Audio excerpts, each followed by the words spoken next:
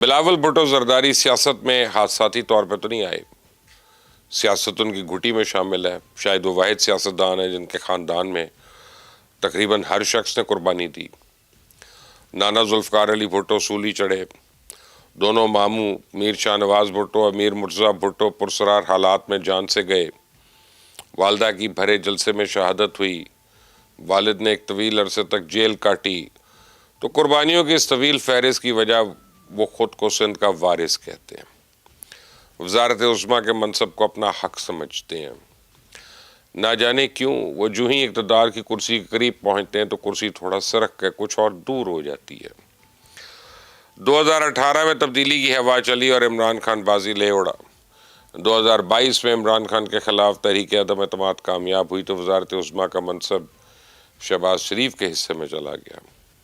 2024 کے الیکشن میں سندھ سے کلین سویپ کرنے کے باوجود بلاول بھٹو وزارت عظمیٰ کی دوڑ سے باہر ہو گئے۔ انہوں نے پی ٹی آئی کو ساتھ ملانے کی بھرپور کوشش کی، لیکن جب پی ٹی آئی نے ہاتھ ملانے سے انکار کر دیا تو بلاول بھٹو اس وقت بھی شدید ناراض ہو گئے تھے، کیونکہ اقتدار ان کی مٹھی میں آتے آتے ریت کی طرح پھسل گیا تھا۔ مجھے اچھی طرح یاد ہے جب پریزیڈنٹ زرداری نے اپنے اکلوتے اور ہونہار بیٹے کو سیاست میں باضابطہ طور پہ لانچ کیا، اس وقت تو تازہ تازہ برطانیہ سے لوٹے تھے، نہ لہجہ پاکستانی تھا نہ ہی سوچ مقامی، ملکی مسائل تو دور، ان کو سندھ اور کراچی کے مسائل کا بھی کوئی خاص ادراک نہیں تھا۔ تو زرداری صاحب نے ان کے لیے بہترین سیاسی اتالیق مقرر کیے، رضا ربانی، شہری رحمان، نیر بخاری، یوسف رضا گیلانی، راجہ پرویز اشرف، یہ سارے جہاندیدہ سیاستدانوں کی قربت کی بدولت بلاول چند سال کے اندر ہی سیاست کے سارے داؤ پیچ سیکھ گئے۔ آج وہ ایک تجربہ کار سیاستدان ہے، ایک بڑی سیاسی جماعت کے سربراہ ہیں، ملک وزیر خارجہ کے طور پہ خدمات سر انجام دے چکے ہیں، حکومت میں رہتے ہوئے اپوزیشن لیڈر کا کردار نبھانا بھی سیکھ گئے ہیں۔ تو وزارت عظمیٰ کی کرسی اور ان کے درمیان صرف 3 سال کا فاصلہ باقی تھا۔ اب وہ اور ان کی پوری جماعت بڑی بے صبری کے ساتھ شہباز شریف کی حکومت کی مدت پوری ہونے کا انتظار کر رہی تھی۔ نئے الیکشنز کی پلاننگ بھی ہو رہی تھی، حال ہی میں انہوں نے پی ٹی آئی کو ایک بار پھر مل بیٹھنے کی آفر بھی کی تھی، اشارے کے لیے وزیر اعظم شہباز شریف کو تحریک عدم اعتماد لانے کی دھمکی بھی دے دی تھی۔ وہ موروثی سیاست کی ایک ایسی طاقتور علامت بن کر ابھر رہے تھے جسے شکست دینا مشکل ہی نہیں بلکہ ناممکن تھا، لیکن اچانک سے ملک میں صوبوں کی تقسیم کا ایشو کھڑا ہو گیا۔ نئے انتظامی یونٹس بنانے کے مجوزہ پلان نے بلاول بھٹو کے سارے خواب چکنا چور کر دیے۔ وزارت عظمیٰ کی وہ کرسی جو محض 2 قدم کی دوری پہ تھی، ایک بار پھر قریب آتے آتے یکا یک بہت دور چلی گئی۔ یہی وجہ ہے کہ بلاول آج پھر ناراض ہیں، اسی لیے آج کل انہوں نے دوبارہ چپ سادھ لی ہے۔ وہ نہ مسلم لیگ نون پہ گرج رہے، نہ وہ پی ٹی آئی اور اسٹیبلشمنٹ پہ برس رہے ہیں۔ ان کا گلہ اپنی ہی جماعت سے، ان کی ناراضگی صدر پاکستان سے ہے۔ اصل میں بلاول بھٹو کو یہ اندازہ ہو گیا ہے کہ اگر مجوزہ پلان کے تحت صوبہ سندھ 5 انتظامی یونٹس میں تقسیم ہو گیا تو پیپلز پارٹی کے سر پر نہ تو آسمان باقی رہے گا نہ پیروں تلے زمین۔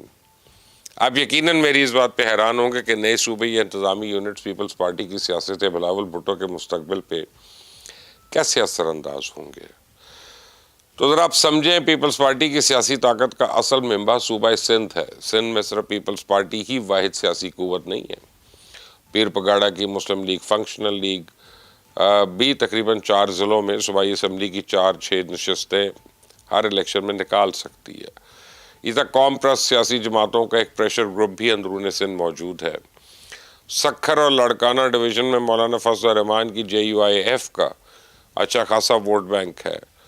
بدین میں فہمیدہ مرزا اور ذوالفقار مرزا، جبکہ خیرپور میں نواب آصف علی خیرپور پیپلز پارٹی کو ٹف ٹائم دے سکتے ہیں۔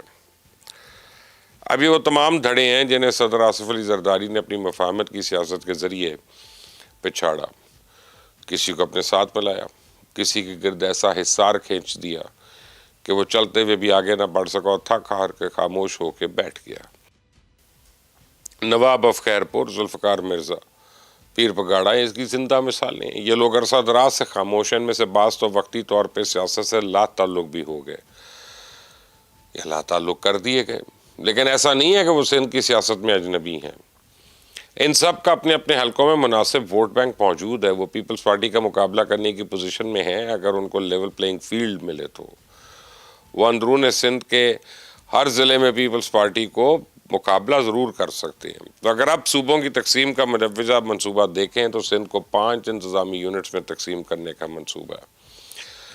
Number 1 Karachi, number 2 Hyderabad, number 3 Mirpur خاص، پھر سکھر، پھر لاڑکانہ. اور مجوزہ پلان کے تحت اگر کراچی اور حیدرآباد دونوں الگ الگ انتظامی یونٹس بن جائیں تو پیپلز پارٹی وہاں MQM پاکستان اور PTI کا مقابلہ کیسے کرے گی؟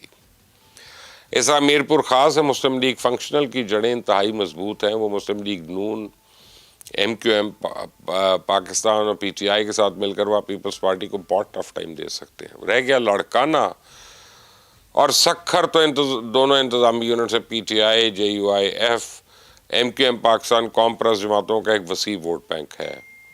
اگر ساری جماعتیں سکھر اور لاڑکانہ کے انتظامی یونٹ سے اپنی حکومت نہ بنا سکیں تو بھی وہاں پہ ایک مضبوط اپوزیشن بن کر ابھر سکتی ہیں.